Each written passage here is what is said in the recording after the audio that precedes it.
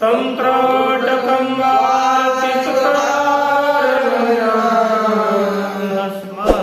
गुरुं सन्नततानतोऽस्मि श्रुते स्मृते पुराणानाम् आलयं करुणालयं नमामि भगवत्पादं शङ्करं लोकशङ्करं शङ्करं शङ्कराचार्यं केशवं बादरायणं सूत्रभाष्यकृतो वन्दे भगवन्तो पुनः पुनः ईश्वरो गुरुरात्मेति मूर्तिभेदविभागिने ब्रह्मयातदेहाय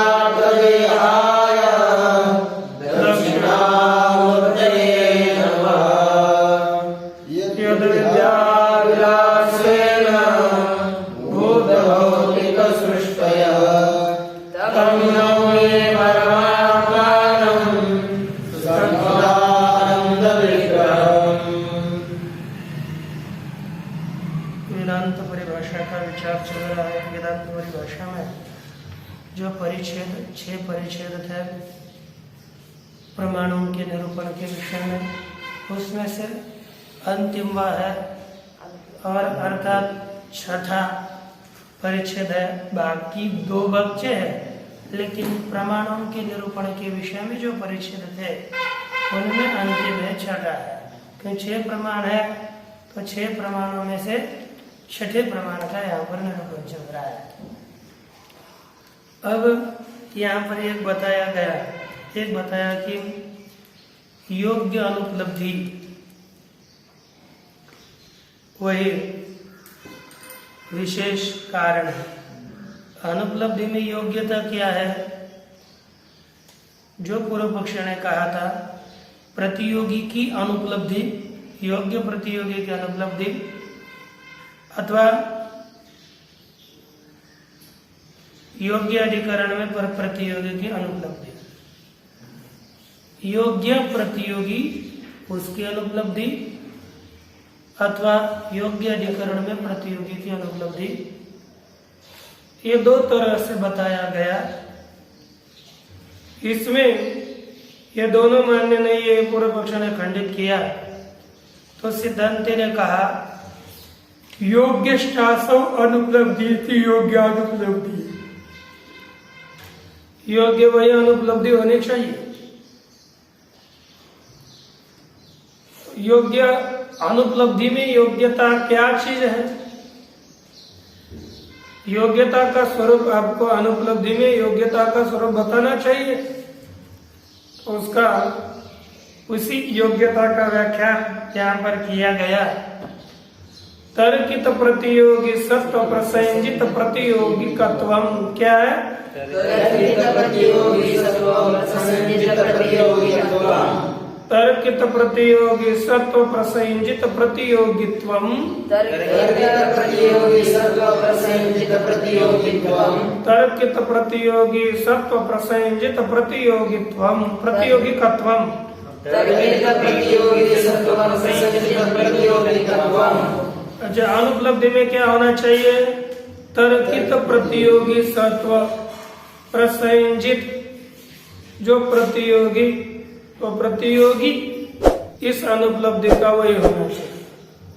अब देखो, तर्कित प्रतियोगी सत्व, तर्कितंच तत् प्रतियोगी सत्वम, प्रतियोगी जैसे समझ लो यहाँ पर घट का अभाव है तो यहाँ पर अनुपलब्धि किसी हो रही है? घट की।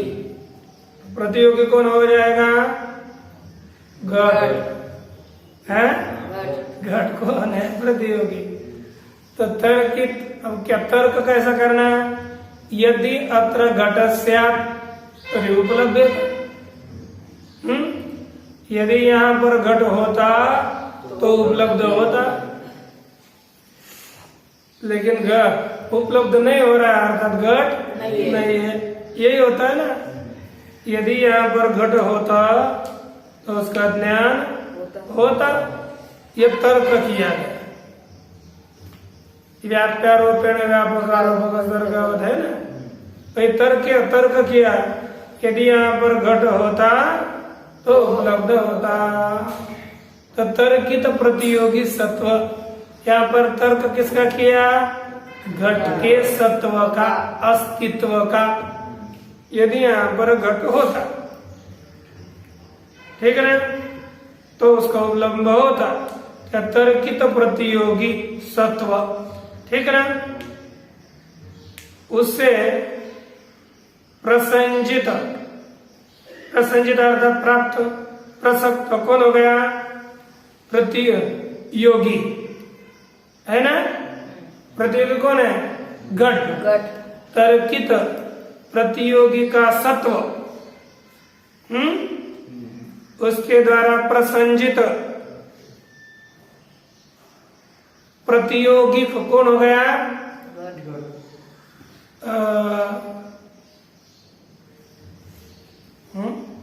घट हो गया। देखो, तर्कित कौन हो गया? तर्कित प्रतियोगी सत्व, तर्कित घट का अस्तित्व, उससे प्रसंजित, उससे प्राप्त कौन हो गया? प्रतियोगी के सत्व के द्वारा प्रसंजित कौन हो गया? अरे घट थोड़ा है, प्रतियोगी सत्व यही तो घट हो गया। यदि घट अस्यात्, ये प्रतियोगी का सत्व, तब क्या होगा? घट की उपलब्धि हो जाए। प्रतियोगी के सत्व के द्वारा प्रसंजित कौन हो गए? घट की उपलब्धि। घट की उपलब्धि, है ना, घटोपलम्ब। अब यहाँ पर यही घटोपलम्ब ही प्रतियोगी किसका है? घट के अनुपलब्धि का। किसका है? उपलब्धि का प्रतियोगी कौन? अनुपलब्धि का प्रतियोगी कौन होगा? उपलब्धि। घट का प्रतियोगी तो यहाँ पर क्या होगा? घटाभाव। क्या हो गया? घटाभाव क्या चीज है? यहाँ पर घटाभाव का प्रश्न कहा है। प्रतियोगी का सत्व, यदि घट अस्यात्, ये प्रतियोगी का सत्व हमने आरोपित किया, उसके द्वारा प्राप्त कौन हो गया? घट की प्रसंजित प्रतियोगी कौन है? घट की उपलब्धि, अनुपलब्धि है। यदि घट अस्यात् तरी घट उपलब्धेत, ये अनुपलब्धि होगी, उपलब्धि होगी। तो फिर उपलब्धि क्या है? प्रतियोगी। और ये प्रतियोगी किसका है? अनुपलब्धि का। अनुपलब्धि का तो प्रतियोगी ना, अभाव का एक प्रतियोगी होता है। क्या अनुपलब्धि हो गई? अभाव, अनुपलब्धि, अनुपलब्धि हो गया उसका अनुपलब्धि का प्रतियोगी। जैसे व्यवहार में बोलेंगे, घट हो गया प्रतियोगी और घटाभाव हो गया अभाव। घटाभाव का प्रतियोगी कौन हो जाएगा? पटाभाव। फिर कौन होगा? फिर बोला करो ना, ऐसे क्या ऐसे ऐसे बैठे। घटाभाव का प्रतियोगी कौन होगा? अनुपलब्धि का प्रतियोगी कौन होगा? हाँ, उपलब्धि। उपलब्धि होगा ना, तो प्रतियोगी का कौन होगा? हाँ, देखो उपलब्धि बोलेंगे, प्रतियोगी उपलब्धि होने के बाद प्रतियोगी का वही होगा। प्रतियोगी ऐसे सा प्रतियोगी का, तो कौन होगा प्रतियोगी?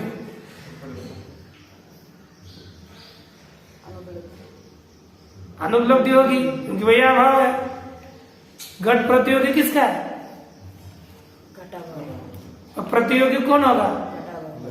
प्रतियोगी को कौन होगा? घटाभाव। प्रतियोगी, प्रतियोगी का प्रतियोगी तत्व किस में आएगा? घटाभाव में। वैसे अनुपलब्धि और उपलब्धि में देखो ना, प्रतियोगी कौन हो जाएगा यहाँ पे? अनुपलब्धि और उपलब्धि में प्रतियोगी कौन होगा? और प्रतियोगी को कौन होगी? प्रतियोगी का तो किसमें जाएगा? अरे अनुपलब्धि अर्थात भाव, उपलब्धि का भाव, और प्रतियोगी अर्थात उपलब्धि। तो प्रतियोगिकत्व किसमें जाएगा? अनुपलब्धि में। ऐसा प्रतियोगिक होना चाहिए, अर्थात तर्कित प्रतियोगी का जो सत्व, जैसे घट, यदि घट स्यात् तरी उपलब्धेत, यदि घट होता तो उसकी उपलब्धि होती। तो यहाँ पहले तर्क किया, तर्कित प्रतियोगी सत्व अर्थात यदि घट स्यात्, यदि घट होता तो यह तर्कित हो गया प्रतियोगी का सत्व। तरी उपलब्धेत तो उसकी उपलब्धि हो जाए, हाँ, तो किसकी? घट की उपलब्धि हो जाए। तो ऐसी उपलब्धि प्रतियोगी यस्याः, उपलब्धि अर्थात ज्ञान प्रतियोगी है जिसका, किसका? अनुपलब्धि का। ऐसी अनुपलब्धि कैसी हो गई? प्रतियोगी सत्व प्रसंजित प्रतियोगी का, हाँ, क्या हो गई? प्रतियोगी सत्व प्रसंजित प्रतियोगी का। सीधा प्रतियोगी का बोलेगा, पूरा बोलो।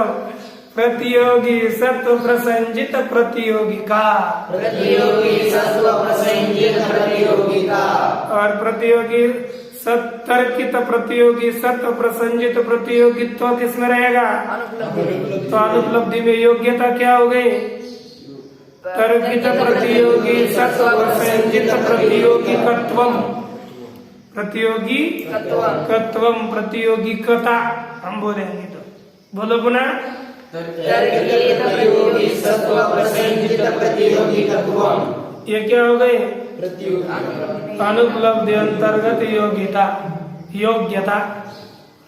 चलो पहले बताओ, दो अंश है इसमें योग्यता में। तर्कित प्रतियोगी सत्व क्या चीज है? यदि घट स्यात्, यदि घट होता तो, हाँ, उससे क्या प्राप्त हो जाएगा? उसकी उपलब्धि हो जाए, क्योंकि व्याप्य आएगा तो व्यापक की प्राप्ति हो जाती है ना। यदि वह निर्णय स्यात् तरी धूमोऽपि न स्यात्, ये एक के द्वारा दूसरे की प्राप्ति हो जाती है।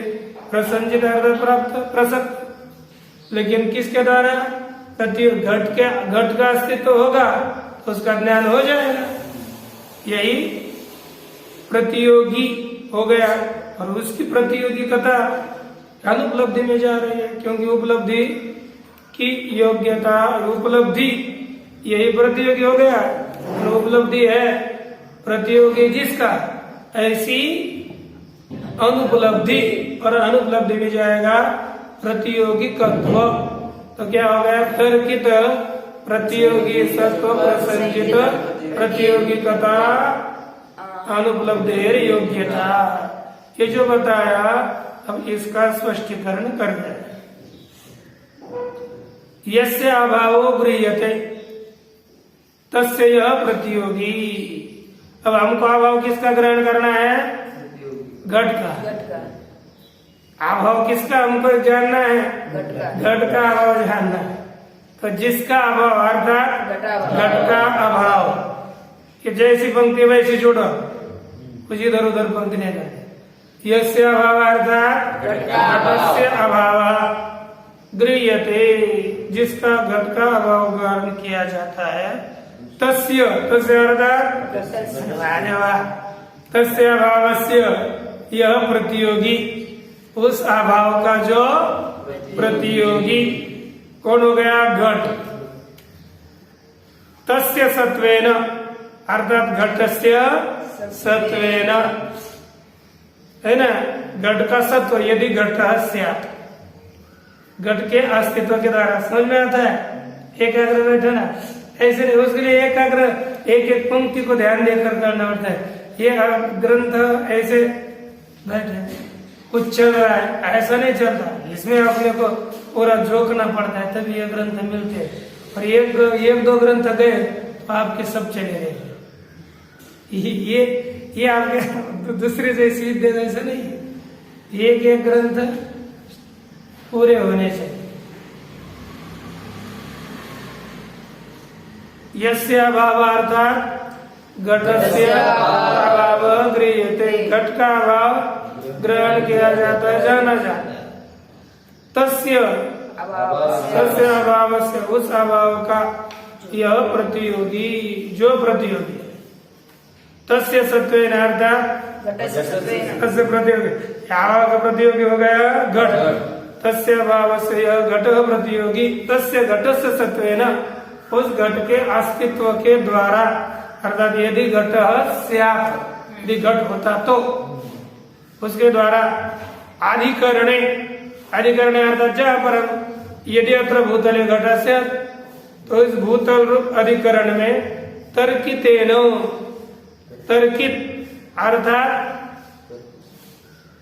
प्राप्त लिखे तर्कितेन प्रसंजन योग्यम आपादन योग्यम यत् प्रतियोगी प्राप्ति के योग्य है ना प्राप्ति के योग्य जैसे क्या ना यदि घट से प्रसंजन योग्य अर्थात कैसा होना चाहिए प्रसंजित होना चाहिए अर्थात प्राप्त कराने के योग्य कैसा प्राप्त कराने के योग्य कौन जो प्रतियोगी घट प्राप्त करने योग्य है कि नहीं यहाँ पर यदि यत्र घट स्यात् ये प्राप्त करने के योग्य है कि नहीं घट यह उपलब्ध होता यदि होता तो उपलब्ध होता यह कह सकते हैं ना और यदि यहाँ पर भूत होता तो हमको दिखता यह कह सकते हैं हाँ भूत कभी दिखता है फिर क्या करें यदि होता यह कह सकते हैं यह कह नहीं सकते यदि उसका रूप ही नहीं है तो क्या दिखेगा यदि यहाँ पर धर्म होता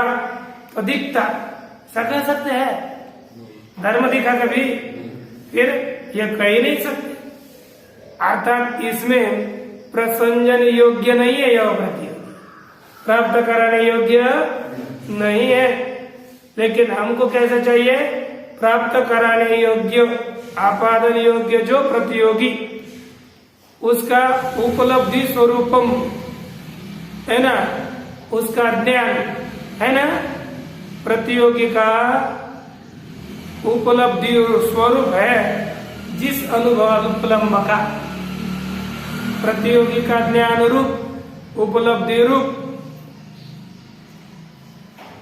प्रसंजन योग्य आपादन योग्य जो प्रतियोगी उपलब्धि स्वरूपम प्रतियोगी के उपलब्धि का स्वरूप वही है जिस अनुपलम्ब का उस है ना वही यह लिखा है यस्य अनुपलम्ब से अनुपलम्ब अर्थात अनुपलब्धि उपलब्ध न होना ज्ञान न होना वह है जिस अनुपलब्धि का तद अनुपलब्धि योग्यता वही अनुपलब्धि की योग्यता बताई गई अब इसी का ये जो व्याख्यान किया उसको स्पष्ट करके कह रहे हैं कि तथा ही स्फीतालोकवती भूतल है स्पष्ट प्रकाश वाला भूतल है पृथ्वी भाग है वहां पर यदि घट स्यात् ये कभी पढ़ा नहीं होगा आप लोगों ने पंक्ति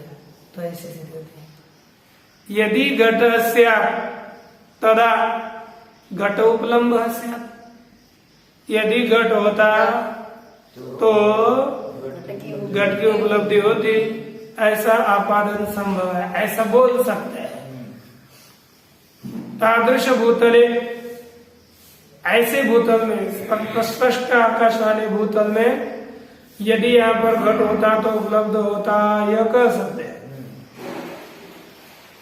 उस प्रकार के भूतल में प्रकाशवान भूतल में घट का अभाव अनुपलब्धि गम्य है ऐसे ही भूतल में घट का जो अभाव हमको ज्ञात होता है कोई अनुपलब्धि प्रमाण से ज्ञात होता है जैसे एक कोई स्थल है कि अंधकार वाला ग्रह है और वह कहते यदि यहाँ पर घट होता तो उपलब्ध होता ये बोल सकेंगे अरे घट होगा तो भी नहीं दिखेगा वहां पर तो यहाँ पर नहीं किया जा सकता और आगे प्रकाश वाला घट है प्रकाश वाला पदार्थ है प्रकाश है और बोल रहे यदि यहाँ पर धर्म होता तो दिखता ये भी नहीं कर सकते अरे धर्म कभी दिखता ही नहीं तो होता तो दिखता ये क्या बोले थोड़ा साइड में खड़ा है ऐसे पकड़ कर खड़े तब क्या होगा पढ़ोगे नहीं तो फिर क्या होगा ऐसे होगा ना ऐसे बैठे छोड़ोगे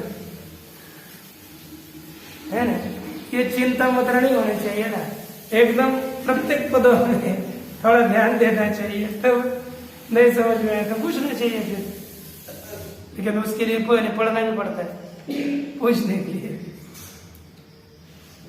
आगे पुनः देखिए, तथा ही श्वेतालोकवती भूतले, स्पष्ट प्रकाश वाले भूतल में यदि घट होता तो उपलब्ध होता, यदि घट होता तो उसका ज्ञान होता।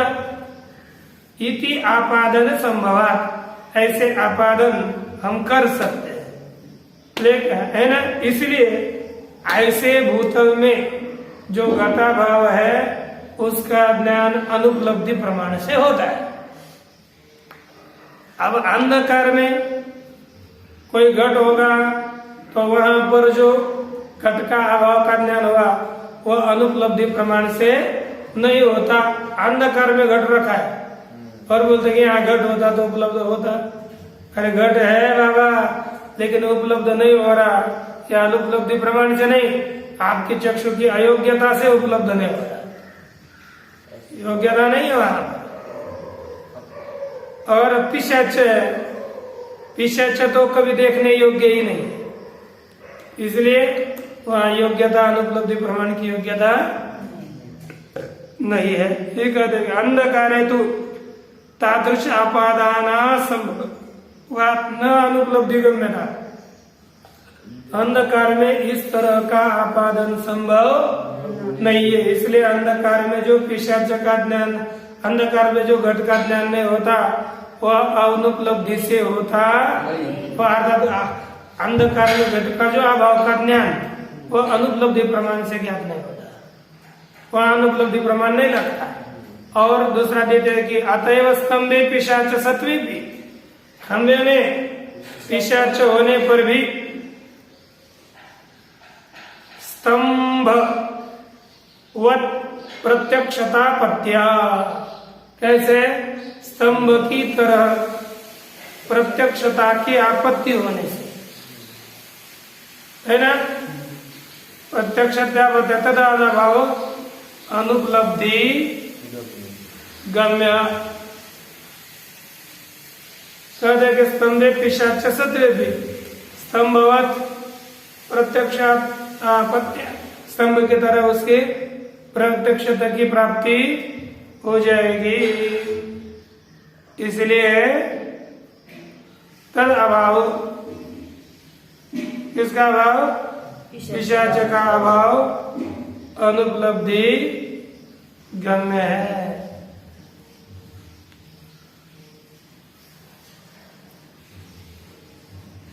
कभी कभी दिखता होगा, यहाँ पर आप यदि स्तंभ में पिशाच होता तो दिखता, इस तरह प्रत्यक्ष की तो प्राप्ति हो जाती है, यहाँ पर यदि होता तो दिखता, यह आपत्ति की जा सकती, इसलिए उसका अभाव अर्थात पिशाच का भी अभाव अनुपलब्धि गम्य है, यह कह रहे आगे, बाद में बताने देखते हैं।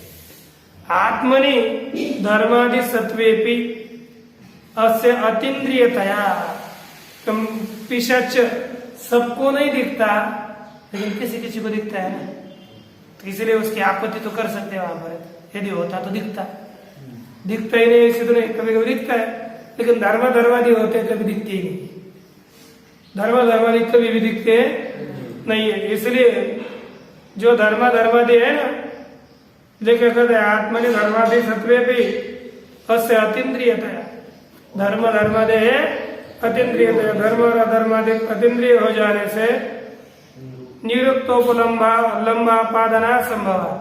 अभी ऊपर बताया हुआ जो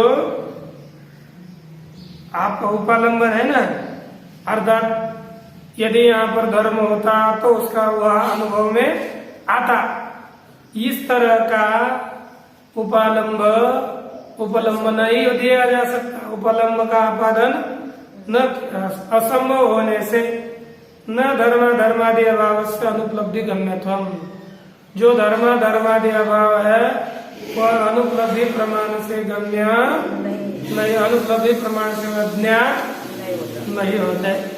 कैसे ज्ञात होते हैं फिर? वह अनुपलब्धि प्रमाण से नहीं, वो तो शास्त्र से वहां पर है, ऐसा ही ज्ञान होता है, लेकिन प्रत्यक्ष से ज्ञान नहीं होता, क्योंकि उसमें उनके अभाव का ज्ञान प्रत्यक्ष प्रमाण से नहीं होता, क्योंकि उसमें योग्यता नहीं है। जहाँ पर योग्यता है, जहाँ पर यह हम कह सके, इतना समझ लेना, यदि यहाँ पर पदार्थ होता तो उसका ज्ञान होता। यदि हम इसको ऐसा बोल सके, अर्थात जहाँ पर देखो यहाँ पर यंत्र है, तो इसकी उपलब्धि हो रही है कि नहीं हो रही है? तो जिसको ऐसे कह सकेंगे, यदि यहाँ पर होता तो उसका ज्ञान होता, और सचमुच होता तो उसका ज्ञान ही हो जाता, लेकिन होने पर भी ज्ञान नहीं हो रहा, अर्थात ये योग्य नहीं है। इसमें अनुपलब्धि की योग्यता नहीं है।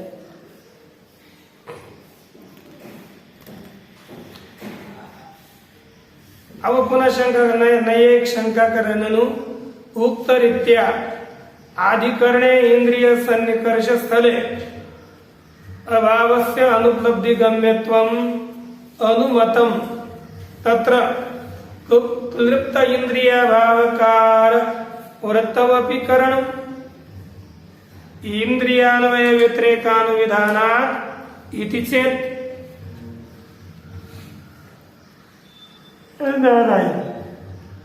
मैं यही कहता महाराज, अनु उक्त रीत्या, आपने ऊपर बताए हुए रीति से अधिकरण इंद्रिय सन्निकर्ष स्थल, जहाँ पर अधिकरण और इंद्रिय का सन्निकर्ष होता है, ऐसे स्थल में है ना, अधिकरण और इंद्रिय का प्रत्यक्ष हो जाता है। ऐसे स्थल में अभाव अनुपलब्धि गम्यत्वम अनुमतम, आपने वह अभाव अनुपलब्धि प्रमाण से गम्य होता है, यह मान लिया, यह अनुमान किया। लेकिन यहाँ पर एक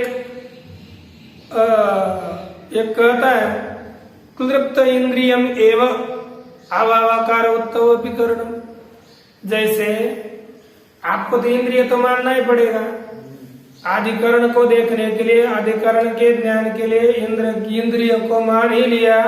हरिओम, सुना नहीं?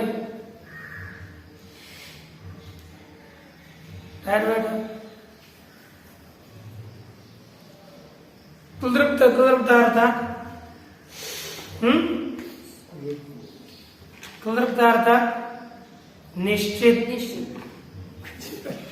इंद्रिय क्या है की तरह से क्लृप्त इंद्रिय अर्थात निश्चित इंद्रिय,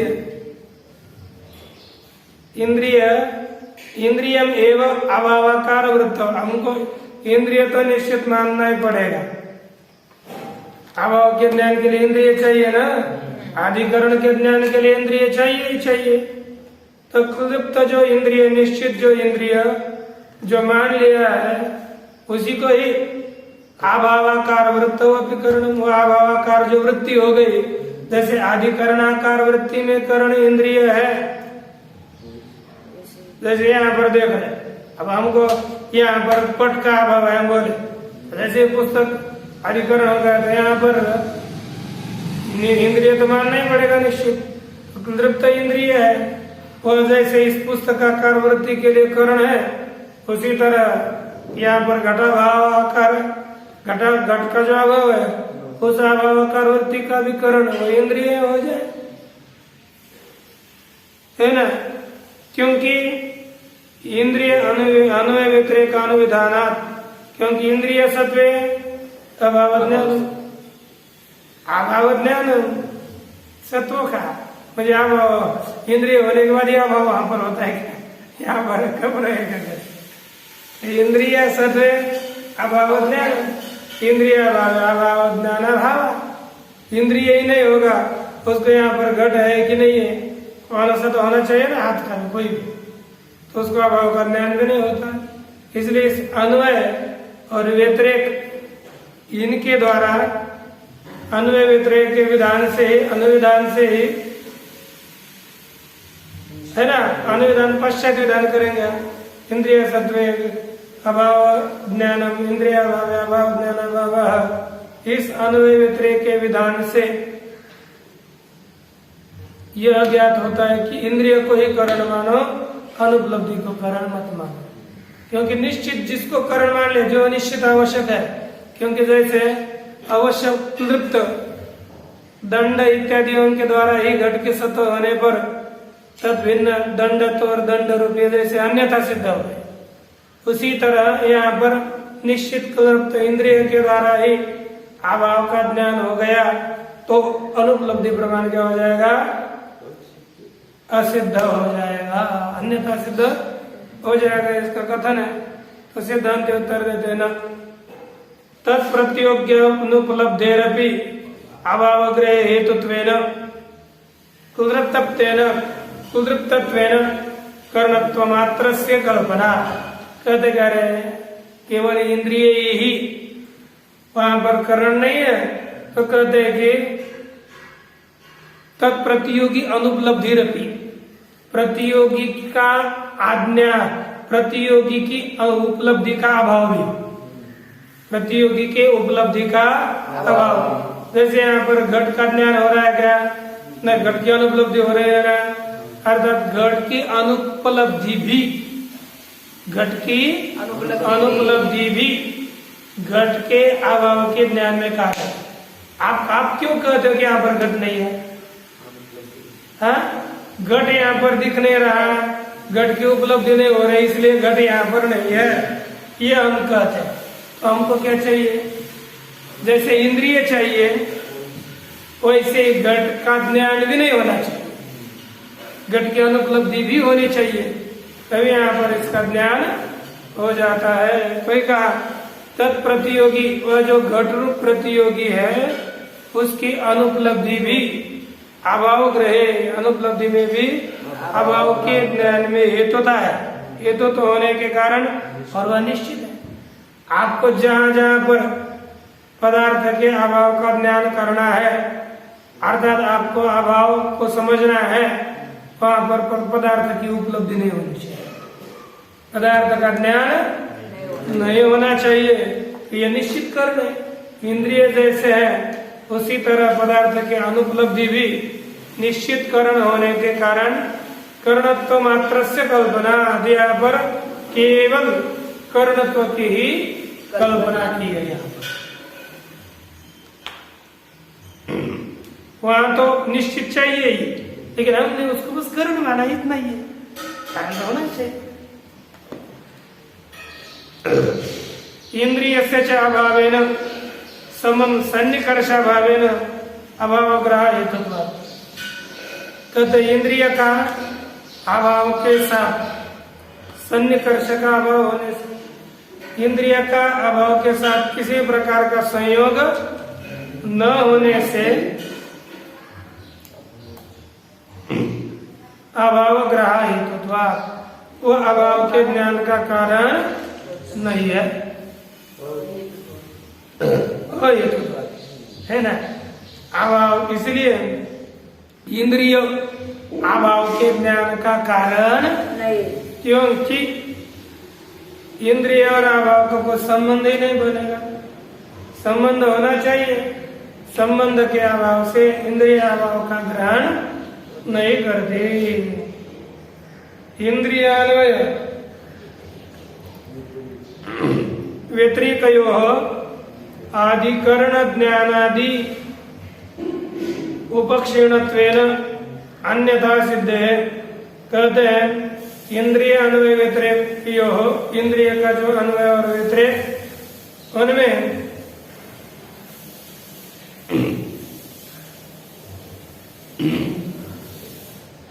इंद्रिय अन्वय व्यतिरेक, इंद्रियों के जो अन्वय व्यतिरेक, उनमें आदिकरण ज्ञान आदि उपक्षीण है ना। आदिकरण का ज्ञान, उसमें ही इंद्रिय होने के बाद अधिकरण का ज्ञान, इंद्रिय नहीं हो तो अधिकरण का ज्ञान नहीं, उसमें ही इंद्रिय के अधिकरण अन्वय और व्यतिरेक, ये दोनों का भी अधिकरण के ज्ञान आदियों में उपक्षीण हो जाते हैं, उसका वहां पर ही गतार्थता होती है, इसीलिए अन्यथा सिद्ध है, और इंद्रिय ही अन्यथा सिद्ध है। घटपट आदि पदार्थों के ज्ञान में इंद्रिय ही अन्यथा सिद्ध है, न कि अनुपलब्धि प्रमाण। अनुपलब्धि प्रमाण अन्यथा सिद्ध नहीं है। आगे कहता है अनुभूतले घटा न इति अभावानुभव स्थले भूतलांशे प्रत्यक्षत्वम उभय सिद्धमिति। कहते भूतल में घट नहीं है, जब भूतल में घट नहीं है इति अनुभव अभाव अनुभव स्थले, ऐसे अभाव के अनुभव के स्थान पर भूतलांश में प्रत्यक्षत्व उभय सिद्धम। न्याय मत में भी भूतल का प्रत्यक्ष मानते हैं, वेदांत मत में भी भूतल का प्रत्यक्ष मानते हैं। तत्र वृत्ति निर्गमन से आवश्यकत्वेन, और वहां पर भूतल तक वृत्ति किए जाने की आवश्यकता होने से भूतलावच्छिन्न चैतन्यवत, जैसे अब वृत्ति हमारी भूतल तक गई तो भूतलावच्छिन्न चैतन्य और वृत्तिवच्छिन्न चैतन्य एक है कि नहीं? क्या अलग है? भूतल यहाँ पर वृत्ति आ गई इसके आकार की, तो ये पुस्तकावच्छिन्न चैतन्य और वृत्तिवच्छिन्न चैतन्य एक बन गया। और घट का अभाव कहाँ है? भूतल पर। और तदावच्छिन्न चैतन्य भी क्या हो गया? एक ही हो गया, ऐसा कहते हैं। कहते कि भूतलावच्छिन्न चैतन्यवत घटाभावावच्छिन्न चैतन्यस्यापि प्रमात्र भिन्नतया। अब वो चैतन्य एक ही हो गया, तो जैसे भूतलावच्छिन्न चैतन्य वैसे घटावच्छिन्न चैतन्य भी एक ही हो गया कि नहीं? वही चैतन्य एक होने से वह प्रमाता से अभिन्न होने के कारण घटाभाव से प्रत्यक्षता एवं सिद्धांत घटाभाव की भी चाक्षुष प्रत्यक्षता ही सिद्धांत में, इंद्रिय प्रत्यक्षता ही सिद्धांत में सिद्ध होगी। यदि ऐसा प्रश्न होगा तो उसका उत्तर देते हैं न सत्यम। यह कहना सत्य है। क्या कहते कि अभाव प्रतीते प्रत्यक्षत्वे भी, कहते अभाव का प्रत्यक्ष हम मानते हैं ना, अभाव के प्रतीति को प्रत्यक्ष प्रतीति में प्रत्यक्षत्व होने पर भी उसके करण में भेद है। हम अभाव को प्रत्यक्ष ही मानते हैं, लेकिन तस्य तत्कर्ण से अनुपलब्धेर मानांतर, उस अभाव के प्रत्यक्ष का करण दूसरा प्रमाण है। कौन? अनुपलब्धि। एक तत्कर्ण से अभाव प्रत्यक्ष कर्ण से अनुपलब्धि है मानांतर, अनुपलब्धि है दूसरा प्रमाण होने से। नहीं फलीभूत ज्ञान से प्रत्यक्षत्व तत्कर्ण से प्रत्यक्ष प्रमाणता नियतत्वम अस्ति। कहते कि फलीभूत ज्ञान से प्रत्यक्ष, फल रूप ज्ञान प्रत्यक्ष होने पर उसका करण यदि प्रत्यक्ष प्रमाण ही होना चाहिए, ये कोई नियम नहीं। ठीक है, आपका ज्ञान प्रत्यक्ष है तो उसका करण प्रत्यक्ष प्रमाण ही होना चाहिए, कोई नियम नहीं है। फलीभूत ज्ञान से प्रत्यक्ष, फल रूप ज्ञान प्रत्यक्ष होने पर तत्कर्ण से प्रत्यक्ष प्रमाणता नियतत्वम न अस्ति, उसके करण में प्रत्यक्ष प्रमाणता नियतत्व यह नहीं है, ये कोई नियम नहीं है। जैसे दशमस्तमसी इत्यादि वाक्य जन्य ज्ञान से प्रत्यक्षत्व भी दसवा तू है, ऐसा जो वाक्य जन्य ज्ञान हो गया, दशमस्तमसी दसवा तू है, ये वाक्य बोलने के बाद आम दशमोस्मि, यह जो ज्ञान प्रत्यक्ष हो गया, और ज्ञान प्रत्यक्ष होने पर भी उसका करण हम किसको मानते हैं? वाक्य को। वहां पर इंद्रियों को प्रत्यक्ष करण नहीं माना। तत्कर्ण से वाक्य से प्रत्यक्ष प्रमाण भिन्न प्रमाणत्व अभ्युपगमा, वहां पर उसका करण वाक्य प्रत्यक्ष प्रमाण से भिन्न प्रमाण स्वीकारा है। इसलिए जहां जहां पर प्रत्यक्ष ज्ञान होता है वहां पर उसका करण प्रत्यक्ष प्रमाण ही होना चाहिए, यह कोई नियम नहीं है। यह सिद्धांत ने इसका खंडन किया। अब यह कहता है कि यदि ऐसा नहीं है तो फल वही जाते बिना कथम प्रमाण भेद ही। अरे फल के भेद के बिना प्रमाण में भेद कैसे होगा, है ना? अरे फल वैजात्य के बिना कभी फल अलग अलग होगा, कभी प्रमाण अलग अलग होगा। फल एक ही है और प्रमाण कारण भिन्न है, ऐसा होता है क्या? दो माताएं और एक बेटा है, ऐसा होता है? अरे फल, हाँ, एक प्रमाण से दो तो हो सकता है। कार्य अलग अलग होंगे तो कारण में भी अलग अलगता होनी चाहिए। कार्य एक और कारण अलग अलग है, यह हो नहीं सकता। यह कहना है फल में भेद के बिना प्रमाण में भेद कैसे होगा?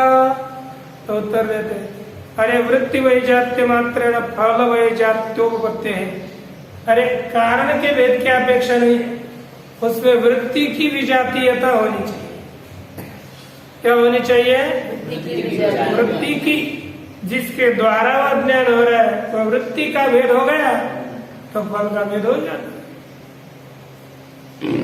वृत्ति की विजातीयता के कारण कारण में भेद हो सकता है। तथा च घटाद्यभावाकार वृत्ति न इंद्रियजन्य।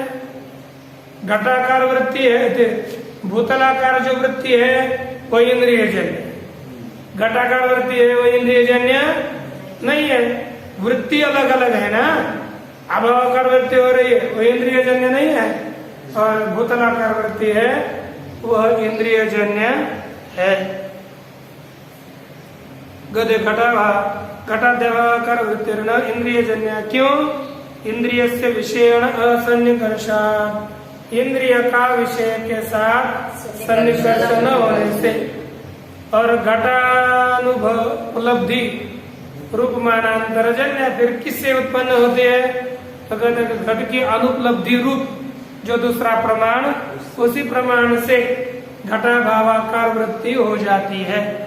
इति भवति अनुपलब्धे मानांतरत्वम्। इस तरह अनुपलब्धि एक अलग प्रमाण है, यह सिद्ध होता है। ओम पूर्णमद पूर्णमिदं